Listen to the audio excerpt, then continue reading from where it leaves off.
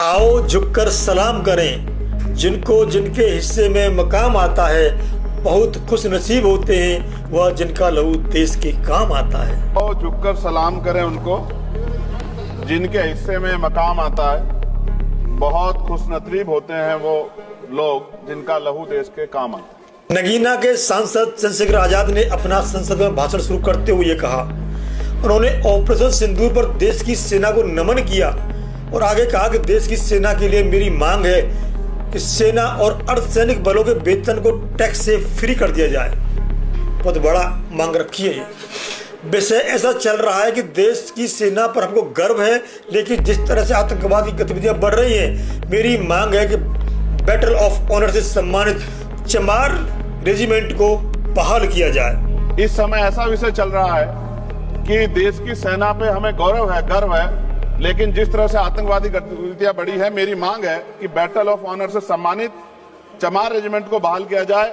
Gurjar regiment, Mehtar regiment, Yadav regiment बनाए जाए, क्योंकि देश का जो किसान का मेरा उसके अंदर देश का जो गांव में रहने वाला जो व्यक्ति है उसके अंदर देश प्रेम का जज्बा बहुत जबरदस्त है।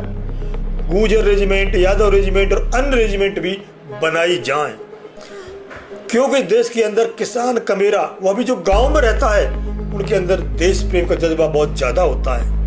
उनको मौका मिलेगा तो पाकिस्तान तो छोड़िए, चीन की हिम्मत नहीं है कि हमारे देश की तरफ, हमारे भारत की तरफ आंख उठा के देख सके। दूसरी तरफ उन्होंने बोला 1965, 1971, 1999 के युद्ध में किसी अरब देश ने पाकिस्तान का साथ नहीं दिया, लेकिन आज कोई भी अरब देश हमारे फेवर में नहीं है।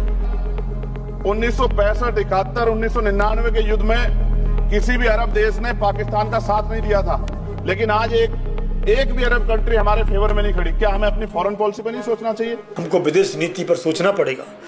बात समझ में नहीं आई कि पाकिस्तान ने कहा कि आपने मान लिया और ऑपरेशन सिंदूर को पोस्टपोन कर दिया। क्यों? क्या बोला ऐसा पाकिस्तान ने आपसे? यह मेरा प्रश्न है।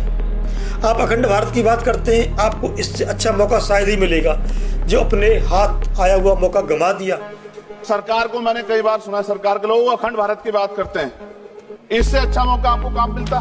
यदि पीओके में सेना घुस जाती तो अच्छा होता, क्योंकि पीएम मोदी साहब पाकिस्तान के भी प्रधानमंत्री होते और यहाँ वित्त मंत्री जी बैठी हैं, ये भी पाकिस्तान की वित्त मंत्री होती। इस तरह से मीडिया ने माहौल बनाया था मोदिया, तो ऐसा लगा कि अगर देश की सेना ने जो हिम्मत जुटाई थी, सरकार मदद करती, तो माननीय नरेंद्र मोदी जी पाकिस्तान के भी प्राइम मिनिस्टर होते। इस बार हमने अमेरिका की बात मानकर मौका गंवा दिया।